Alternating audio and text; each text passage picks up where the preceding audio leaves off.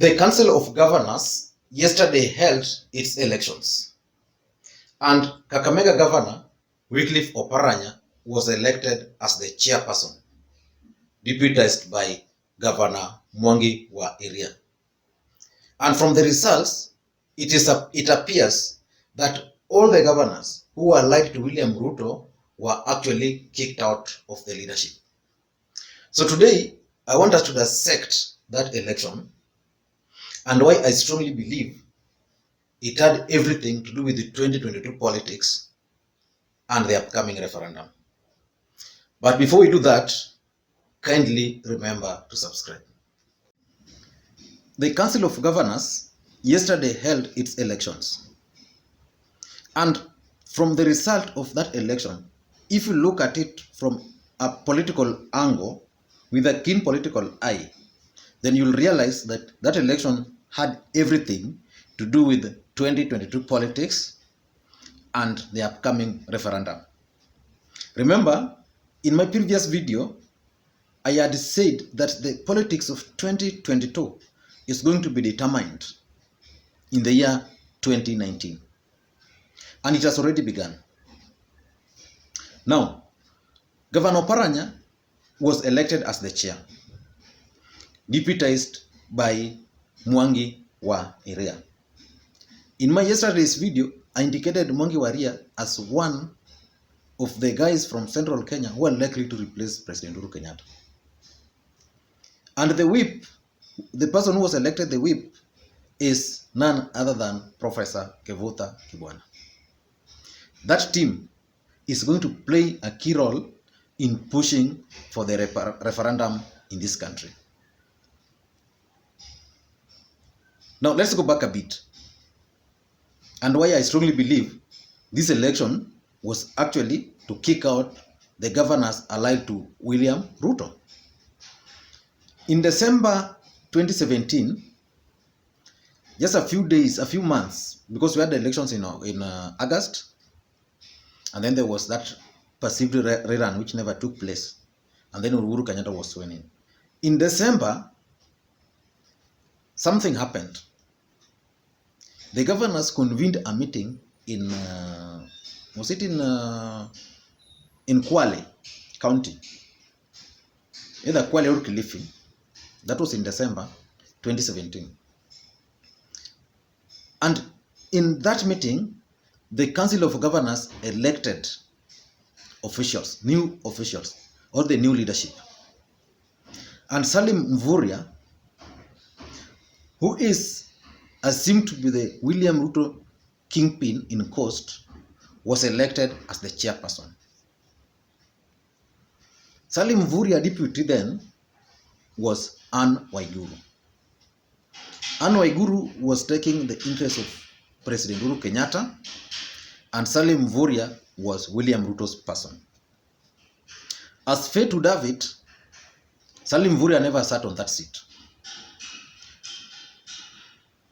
The Turkana governor, Josephat Nanok, started leaning towards William Ruto. I think his intention was to preserve that particular seat. So he started leaning towards William Ruto. And they reached an agreement that Governor Nanok was supposed to serve as the chair until July 2018, which is July last year. And it was expected that by July, Governor Nanok was going to exit and Salim Mvurya was going to take over the leadership at the Council of Governors. This did not happen. I know a lot of things happened, the handshake happened along the way, blah, blah. But Salim Mvurya, who was the Ruto guy, did not sit in that particular seat. But Anne Waiguru continued serving as the deputy to Governor Nanok. So this continued. In fact, in July, the reason why Mvurya did not sit in that particular seat, it was explained that the term for the Council of Governors is 1 year. So if elections was held in December, then the guy who was elected now, they assume now, because Nani was sworn in that, Governor now, he was supposed now to serve for another 1 year. So Mvurya did not sit in that seat, and it was expected that in December, he was now going to sit on that seat. Yeah? And in December, these guys announced that the elections was going to be yesterday. And he offered himself for this elective post. A lot of guys expected Governor Nyang'nyong'o to win, but because of health issues, he did not turn up for that particular election. And then, now, Wycliffe Oparanya was elected as the chair. Salim Mvurya, who was expected to win, did not win. Salim Mvurya was and is a William Ruto candidate. So he was locked out.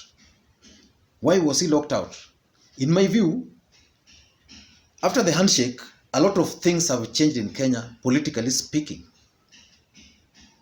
And people like Salim Mvurya have refused to accept that the power have actually shifted from William Ruto to Raila Odinga.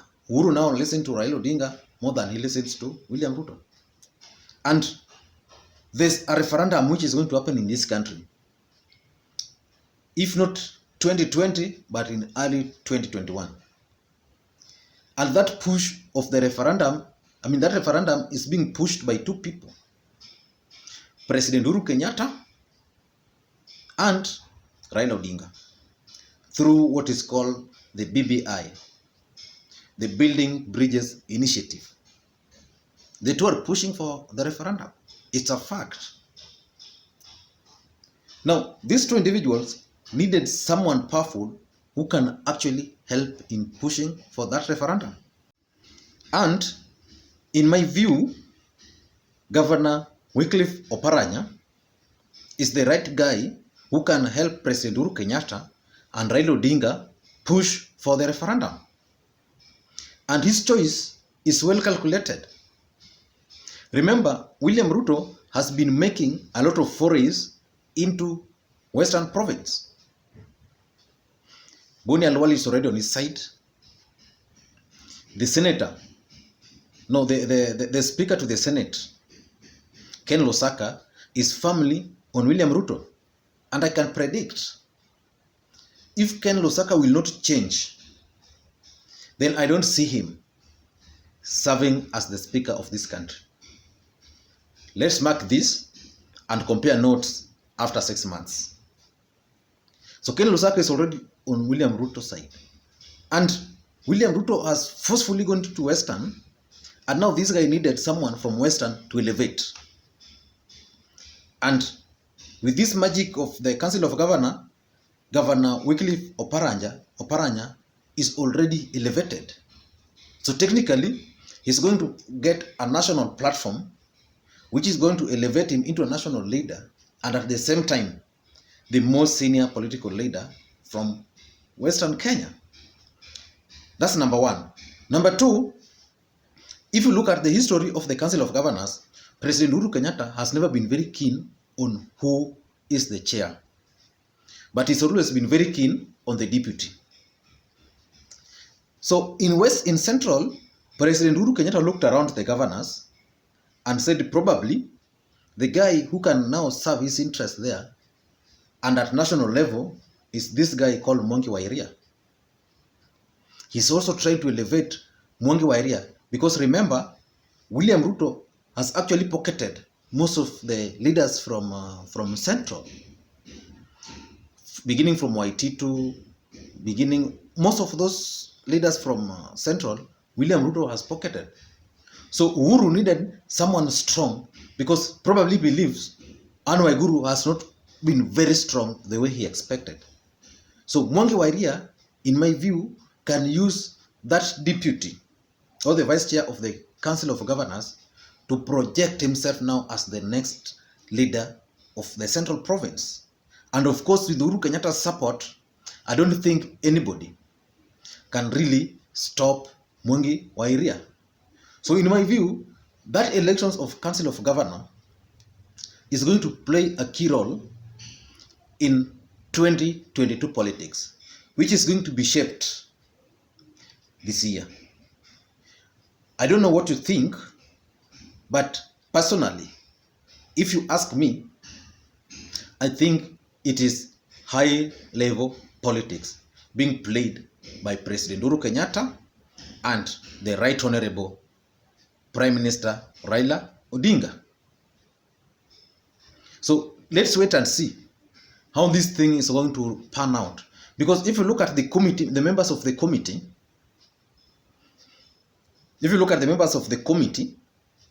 that's where now most or all of MPs, governors allied to William Ruto were elected.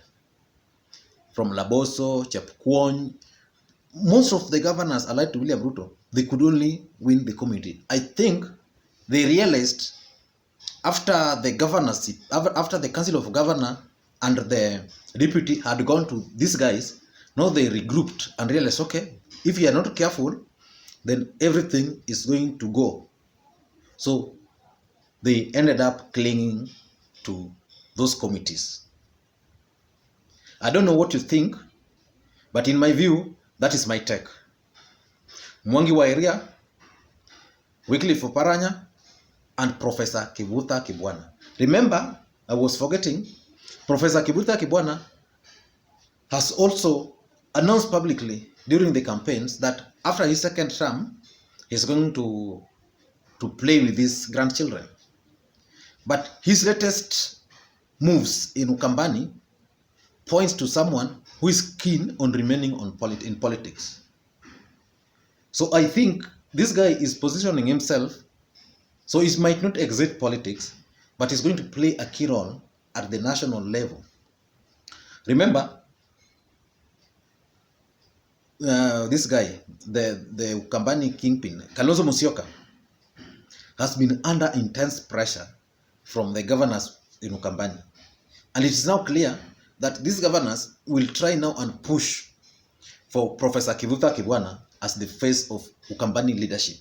And that's now where he comes in. Thank you guys for watching. And I really thank you for your support. I don't know how I can thank you, but I really thank you for your support. For those who don't have my WhatsApp number, you can always inbox me, 0777 741323. I always respond to most of those inbox. It's purely WhatsApp. So don't try to call that number. Even if you call, it won't go through. It's purely WhatsApp. So just drop me a message and anything you want me to analyze. Thank you, and please remember to subscribe. That's the only way we can grow this channel. Thank you.